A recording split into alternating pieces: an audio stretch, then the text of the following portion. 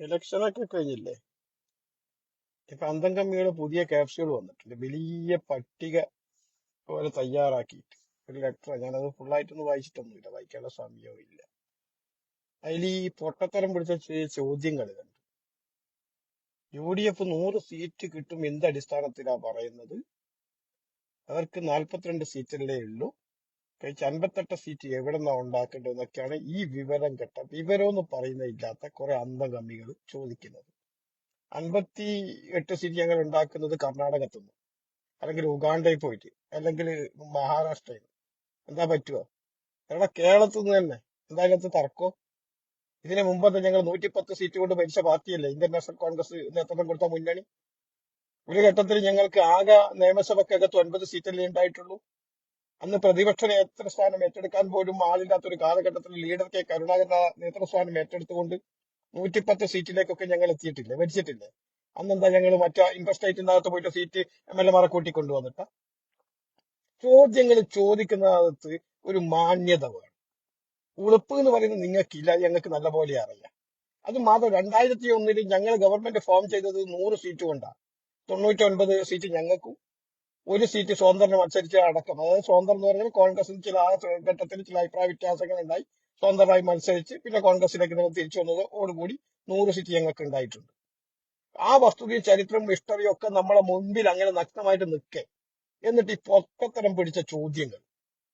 ഇവിടെ കാലം കമ്പ്യൂട്ടർ യുഗത്തിലേക്ക് മാറിയില്ലേ? ആ പ്രാകൃത സമൂഹത്തിന്റെ ചിന്താഗതിയൊക്കെ ഒന്ന് മാറ്റി വെക്ക് നിങ്ങൾ. 10 വർഷം കേരളം കറ്റ് മുടിച്ച് ഭരിച്ച് ജനങ്ങളെ ജീവിക്കാൻ കഴിയാത്ത ഒരു സാഹചര്യം ഉണ്ടാക്കിയ ഒരു ഘട്ടത്തിലാണ് ഈ ഇലക്ഷൻ നടക്കുന്നത്.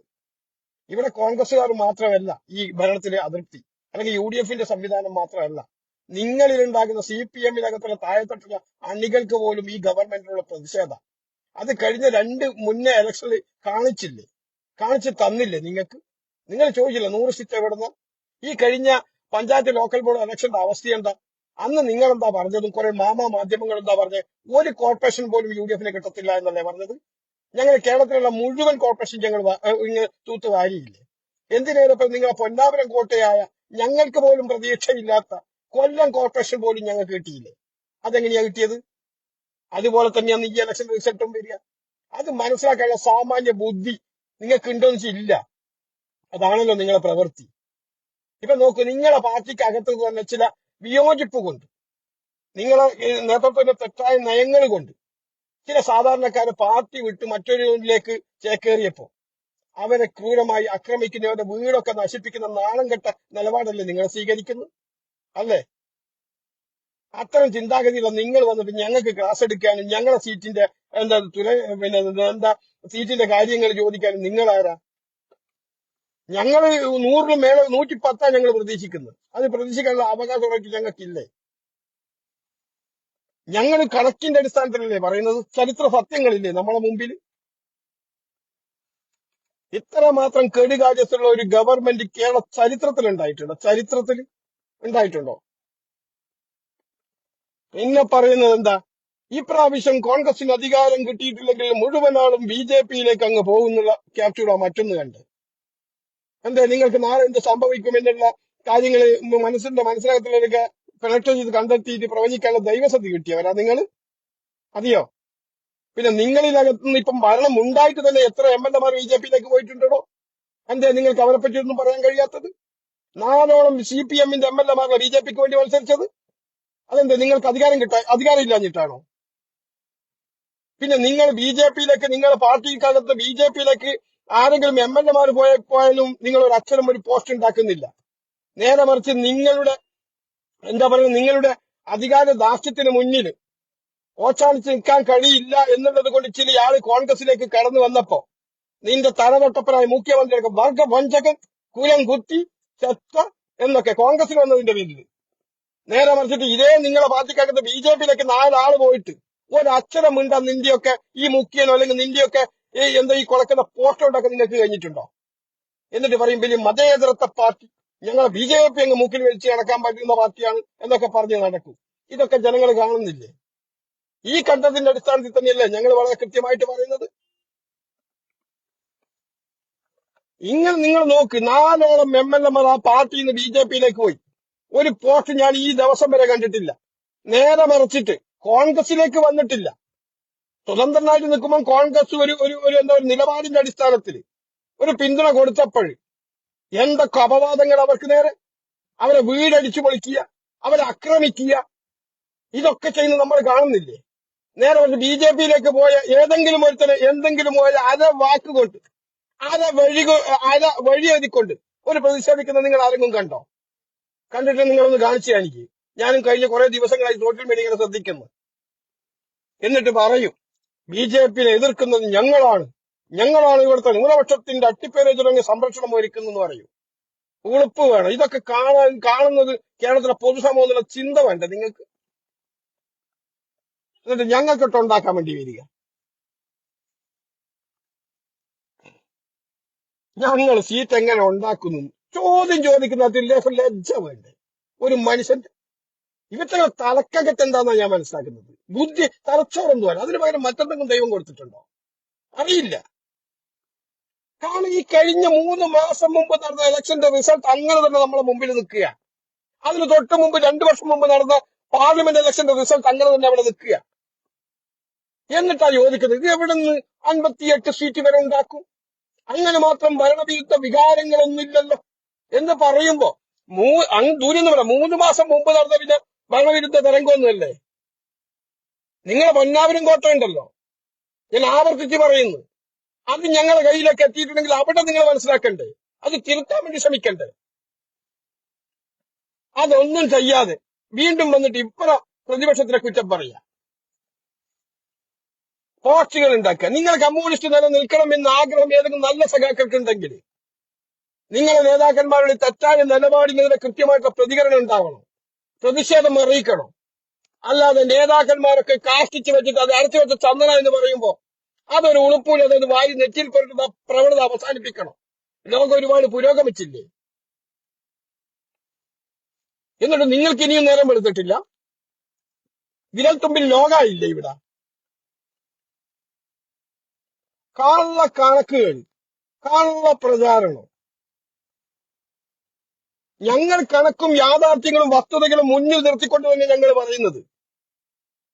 പിന്നെ കുറെ കാലഘട്ടം പറഞ്ഞ് ഞങ്ങൾ കോൺഗ്രസ്സുകാർ ശവന്തീനികളാ പോലും. ആര് കുണ്ടന്നൂർ രായപ്പനുണ്ടല്ലോ, ഇവന് വലിയ താത്വിക അവലോകനമൊക്കെ ചെയ്തിട്ട് വിമർശനമൊക്കെ ചെയ്തിട്ട് അങ്ങ് വന്ന് ചാനൽ ചർച്ചയിൽ എന്ന് പറയുന്നു. അവന് അവസാനം രാഹുൽ മാക്കൂട്ടത്തിന് കൃത്യമായിട്ടുള്ള മറുപടി അക്കമിട്ട് നിരത്തിക്കൊണ്ട് തന്നെ ചില ചോദ്യങ്ങൾ ഇവറ്റകളോട് ചോദിച്ചു. ഇവറ്റകളെ പൊടി പോലും പിന്നെ എവിടെയില്ല, അഡ്രസ് ഇല്ല ഇവറ്റകളെ. ആരാണ് അവിടെ ശവം തൂക്കി വിറ്റതും ശവം തിന്നതും എന്ന് കൃത്യമായിട്ടുള്ള കണക്ക് രാഹുൽ മാക്കൂട്ടത്തിൽ പറഞ്ഞില്ലേ? ചോദിച്ചില്ല ചോദ്യങ്ങൾ? മറുപടി പറയാൻ നിങ്ങളെ താത്വിക അവലോകനമൊക്കെ ചെയ്ത ഇവർക്ക് കഴിഞ്ഞോ? മൂക്കില്ല രാജ്യത്ത് മുറിമൂക്കൻ രാജാവായി നിങ്ങളൊരു ഘട്ടത്തിൽ. ശരി, അത് ഞങ്ങൾ സമ്മതിച്ചു.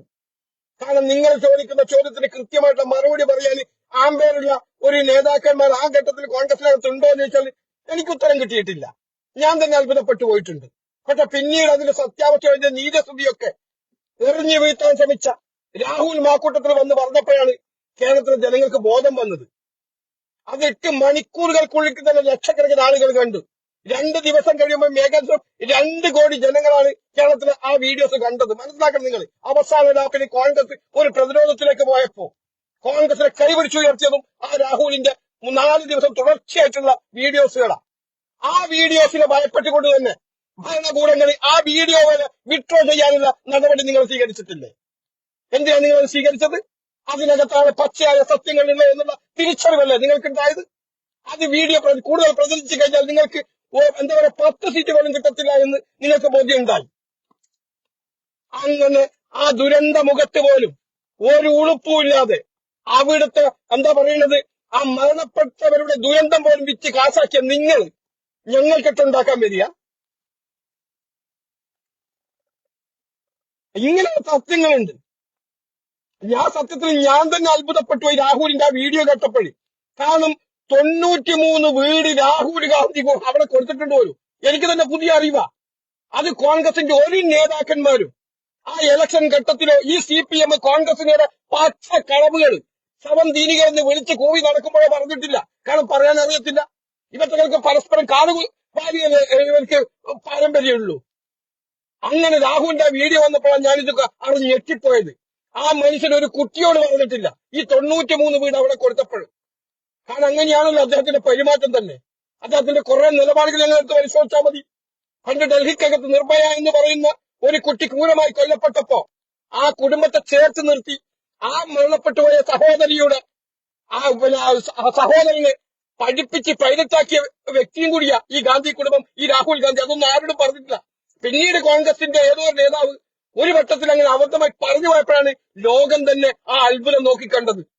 അതുപോലെ തന്നെ പ്രിയങ്ക ഗാന്ധിയും ഈ പ്രളയം ഉണ്ടായപ്പോൾ 40 കുടുംബങ്ങളെ കണ്ടെത്തിയിട്ടു 5 ലക്ഷം രൂപ വെച്ച് കൊടുത്തിട്ടുണ്ട്. ഒരു പിരിവും എടുക്കാതെ, ആരോടും വാങ്ങിക്കാതെ. ഇതൊക്കെ ലോകം എപ്പോഴാണ് അറിഞ്ഞത്? രാഹുലിന്റെ ആ വീഡിയോ വന്നതിന് ശേഷം എറിഞ്ഞ് വീഴ്ത്താൻ ശ്രമിച്ച, സാവിത്രിയെ ഒതുക്കാൻ വേണ്ടി ശ്രമിച്ച ആ രാഹുൽ എന്ന് പറയുന്ന കോൺഗ്രസിന്റെ മുന്നണി പോരാളി അദ്ദേഹം എന്ന് പറഞ്ഞപ്പോഴാ ഞങ്ങളെപ്പോഴുള്ള കോൺഗ്രസിന്റെ പ്രവർത്തകർ പോലും പറഞ്ഞത്. ഞാൻ തന്നെ അത്ഭുതപ്പെട്ടു പോയി.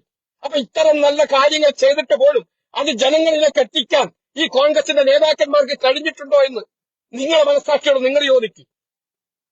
അത് രാഹുൽ എന്ന് പറഞ്ഞിട്ടില്ലെങ്കിൽ എന്തായിരിക്കും ഞങ്ങളുടെ പാർട്ടിയുടെ അവസ്ഥ? അവസാന ലാപ്പിൽ ആ 4 ദിവസം മനസ്സിലാക്കണം നിങ്ങൾ.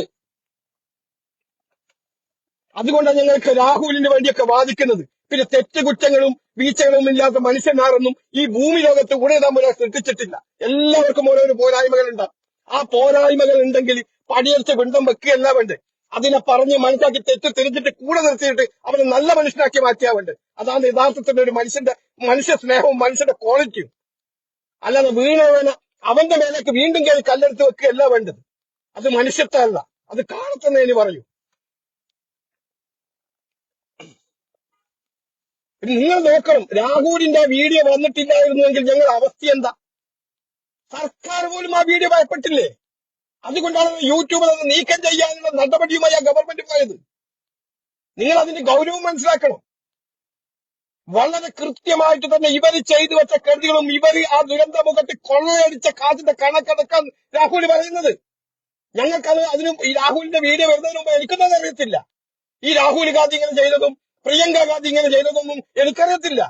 ഞാനും ഒരു ഘട്ടത്തിൽ ഇങ്ങനെ ആലോചിച്ചിട്ടുണ്ട്, ഇത്ര വലിയ ദുരന്തം നടന്നിട്ട് ഞങ്ങൾ പ്രിയങ്ക ഗാന്ധി ആയാലും രാഹുൽ ഗാന്ധി ആയാലും ഒന്നും ചെയ്തിട്ടില്ലേ? ഞാൻ ആലോചിച്ചു പോയിട്ടുണ്ട്. പക്ഷെ അവര് ഇത്രമാത്രം ഒരു മനുഷ്യന് ഒരു കുടുംബത്തെ കണ്ടെത്തി 5 ലക്ഷം രൂപ പ്രിയങ്ക ഗാന്ധി കൊടുക്കുന്നു.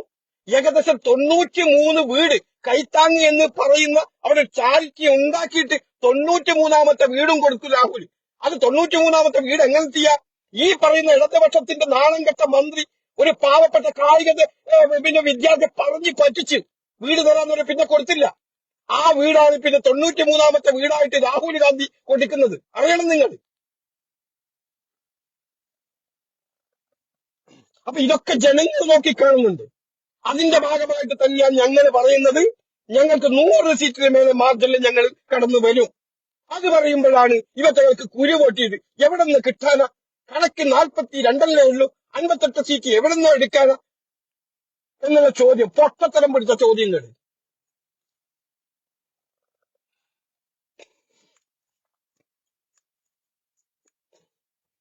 അപ്പൊ ഏതായാലും പ്രിയപ്പെട്ടവരെ, ഞാനങ്ങ് അവസാനിപ്പിക്കുക. ആ ചോദ്യം ചോദിച്ച ഇടതുപക്ഷത്തിന്റെ വിവരം കെട്ടവരോട് പറയുന്നത്, ഈ 58 സീറ്റ് ഞങ്ങൾ കേരളത്തിൽ നിന്ന് തന്നെ എടുക്കും. അല്ലാതെ നിങ്ങൾ കർണാടകത്തിൽ പോയിട്ട് MLA-മാരെ കൊണ്ടുവന്നിട്ടോ അല്ലെങ്കിൽ കോൺഗ്രസ് ഭരിക്കുന്ന തെലങ്കാന MLA-മാരെ കൊണ്ടുവന്നിട്ടോ ഇവിടെ ഭൂരിപക്ഷം തെളിയിക്കാനൊന്നും കഴിയത്തൊന്നുമില്ല. ഞങ്ങളും ജീവിക്കുന്ന കേരളത്തിൽ തന്നെയാ. ഞങ്ങൾക്ക് അതിന് മാത്രമുള്ള ഞങ്ങൾ 158 ഞങ്ങൾ 110 MLA-മാരെ ഉണ്ടാക്കിയ സ്ഥലം തന്നെയാണ് കേരളം. അത് നിങ്ങൾ മനസ്സിലാക്കിക്കോ. മനസ്സിലായി? അതുകൊണ്ട് കേരളത്തിൽ തന്നെ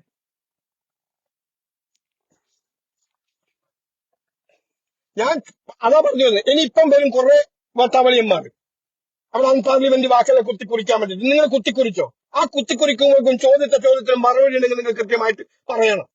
ഞാൻ പറയുന്നു, 3-4 MLA-മാര് BJP ടിക്കറ്റിൽ മത്സരിച്ചിട്ട് നിങ്ങളെ ബാക്കിൽ നിന്ന് പോയിട്ട് നിങ്ങളെ MLA-മാരടക്കം പോയി മത്സരിച്ചിട്ട് അവർക്കെതിരെ നിങ്ങൾ ഒരു കുലം കുത്തിയെന്നോ നിങ്ങളുടെ തലതൊട്ടപ്പനടക്കം ആരെങ്കിലും വർഗബന്ധകനെന്നോ വിളിച്ചിട്ടുണ്ടോ? ഉണ്ടെങ്കിൽ നിങ്ങളത് എന്റെ കമന്റ് ബോക്സിലിടും.